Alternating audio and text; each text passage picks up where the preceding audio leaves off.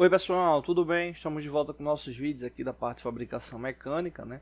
Terceiro vídeo referente a essa situação problema que envolve um projeto, né? Tomando como referência aqui essa peça que vai ter 10 furos aí executados, né? Então a gente precisa fazer aí uma série de análises para chegar à indicação do tempo e os principais parâmetros aí de execução da mesma. No último vídeo a gente verificou o cálculo da velocidade de corte, né? Para o furo, não diria nem o furo 1, né, mas o pré-furo. E agora a gente vai fazer a mesma análise rapidinho aqui para o furo final, né, que é de meia polegada. Eu vou selecionar, né, aqui essas informações e vou copiar do jeito que está aqui e colocar aqui embaixo, já que é para broca 2, né? Ou seja, para esse cálculo que a gente quer encontrar a velocidade de corte, a gente vai ter, para encontrar a velocidade de corte, π multiplicado pelo diâmetro da broca, só que esse diâmetro convertido de milímetro para metro, por isso que a gente divide por 1000, né? Tanto que o diâmetro dessa broca 1 era de 8 milímetros e passando ele para metro, né, dá 0,008 e multiplicado ali pela rotação, chegamos à velocidade de corte em metros por minuto, né? Então no caso aqui, esse valor que era 8, ele é meia polegada, né? Meia polegada é igual a 12,7. Então eu vou alterar aqui 8 e vou colocar 12,7.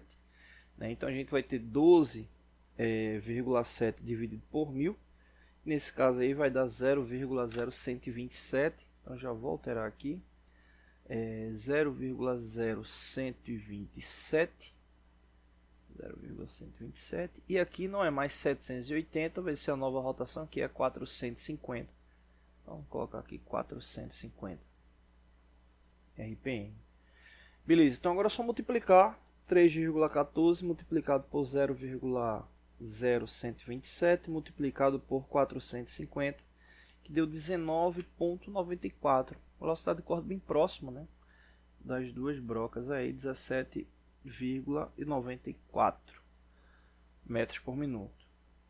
Então é isso, não deixe de se inscrever no canal. Próximo vídeo aí a gente vai continuar a análise dessa peça. Valeu! Oi pessoal, tudo bem? Hoje a gente vai estar dando continuidade nos nossos vídeos aqui da parte de fresagem, né? Hoje a gente vai estar falando justamente sobre o avanço da mesa, né? Nos últimos 3 vídeos a gente falou sobre RPM, velocidade de corte, avanço da ferramenta, e agora a gente vai estar falando sobre o avanço da mesa, que é uma característica bem importante aí de parâmetro, né, a ser selecionado. É engraçado que nessas análises que a gente fez agora, né, RPM, velocidade de corte, avanço da ferramenta e agora avanço da mesa, as características que são inseridas ali na máquina, né, no que diz respeito a setup, né, parâmetros, RPM e agora avanço da mesa.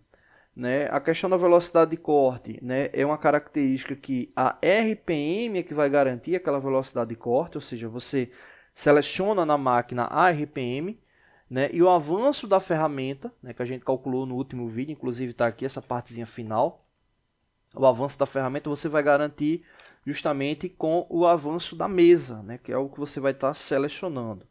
Né? No que diz respeito ao avanço da mesa, essa aqui é a forma, né? O avanço da mesa vai ser igual ao avanço por volta vezes a rotação.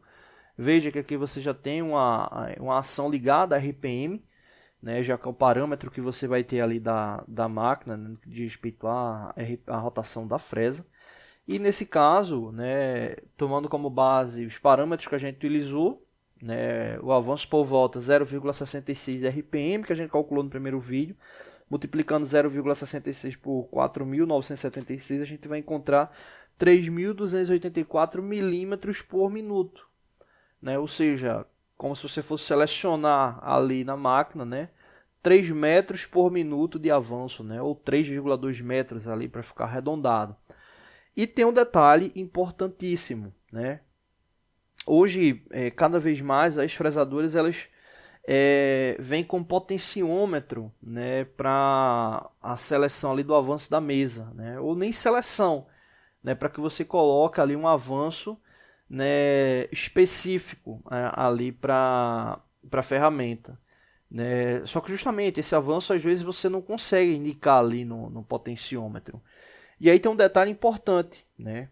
Quando você calcula o avanço da mesa, a gente está levando em consideração um parâmetro que ele vai ter uma importância muito grande para o tempo de execução, né? Para o tempo de execução. No próximo vídeo a gente vai estar falando sobre profundidade de corte ligada à fresagem, a gente vai falar mais sobre essa questão de tempo de execução, mas basicamente quando a gente fala de cálculo ligado ao avanço da mesa, a gente tem o seguinte: supondo que seja a mesa, né, da fresadora, né, você tenha a peça aqui em cima, né, vamos supor que seja a peça, supondo que essa parte azul seja a peça, o que acontece? A ferramenta, né, vou colocar aqui de verde como se fosse a ferramenta. A ferramenta, ela quando entrar em contato com a peça, o que acontece? Para a parte de engenharia de processo, um detalhe muito importante é justamente o tempo, que vai estar ligado justamente a esse percurso que a ferramenta vai estar realizando ali na peça, né? Então, cada espaço, cada distância dessa daí vai gerar um tempo, a soma de todos os tempos vai dar, obviamente, o tempo total do ciclo, né? Tempo total. E uma característica muito importante, né, principalmente para ciclos de fabricação em lotes, né, em grandes séries de execução, que é para que você tenha o tempo estipulado e venha saber justamente quando é que vai estar entregando o lote, fazer toda a análise logística ali do processo. Então, essa característica é importante, né? E um detalhe também é justamente não ultrapassar, né, o avanço da mesa acima do indicado, porque senão pode justamente estar ocasionando, né, aquilo que a gente comentou no último vídeo, né, de estar ocorrendo desgaste prematuro da aresta de corte, ou estar justamente ali ocorrendo acúmulo de material, ela vinha travar e quebrar a ferramenta, né? Só que justamente tem muitos fresadores que não estão vindo com essa característica para a seleção do avanço, né? Então o avanço acaba ficando ali no famoso olhômetro, né? Então é importante você ficar atento com isso, né? Se você está trabalhando com ciclos de usinagem que precisa você ter esse parâmetro, né, ali específico, né, de tempo, né, é importante, né, você pegar, se você tiver numa empresa que a fresadora não tenha essa questão do tempo de avanço, de você fazer uma análise, né? A gente já fez algumas indicações dessa aí, né, e basicamente é pegar a mesa, né, no ponto, né, e fazer um cálculo ali de deslocamento, né? Tem um exemplo, uma distância específica, né? Vamos supor aqui 300 milímetros, né? E calcula o tempo, né? De quanto ela vai deslocar esses 300 milímetros, né? Com a indicação que você tiver ali no potenciômetro, né? Com a indicação ali que você tem no potenciômetro. Então, você fazendo isso, exemplo, você vai saber o tempo que ele percorreu, né, dentro de 300 milímetros. Então, você tem como calcular, né, justamente essa relação do tempo de deslocamento. E aí você pode estar convertendo ali para metros por minuto. Uma coisa interessante do potenciômetro é que justamente, normalmente eles trabalham com a relação proporcional. Então, exemplo, se você está com um ponteiro do potenciômetro nesse ponto aqui, né, exemplo, ele tem lá uma relação de 5 metros por minuto, e você deslocou, né? Exemplo, você pegou esse ponteiro e deslocou o dobro, né? Normalmente ele vai também para o dobro da velocidade, né? Exemplo, 10 metros por minuto, né? Então é importante ter essa análise, né, de execução, né, aí para essas fresadoras que não vêm essa indicação, né? Quando você vai para um ciclo de usinagem envolvendo, né, centro de usinagem, fresadora CNC, é mais tranquilo porque você consegue programar, então você consegue ter uma garantia, né, maior ali dessa ação. Mas é um dado muito importante aí para esses ciclos, né, de parametrização industrial, né, no que diz respeito ao tempo, né, as características ali logísticas, né, do processo, né. Então aí fica essa dica aí para quem não tem, quem está com a fresadora aí que não tem essa indicação aí da velocidade. Não é simplesmente ignorada, para você calculada, para você chegar ali a um parâmetro bem próximo ali do indicado. Bom, então voltando aqui, né, essa indicação aqui do avanço da mesa, né, 3.284 milímetros por minuto. E aí aquela mesma situação que a gente falou da RPM, né? Na RPM, quando você vai selecionar ela, né, às vezes você vai estar com uma máquina que não vai chegar naquela RPM, né? Então tem que ter muito cuidado, né? Por quê? A ferramenta está trazendo a característica do fabricante da ferramenta. Se a máquina que você está utilizando ela não atende aquela característica, né, não é entre aspas, um problema do fabricante da ferramenta, né?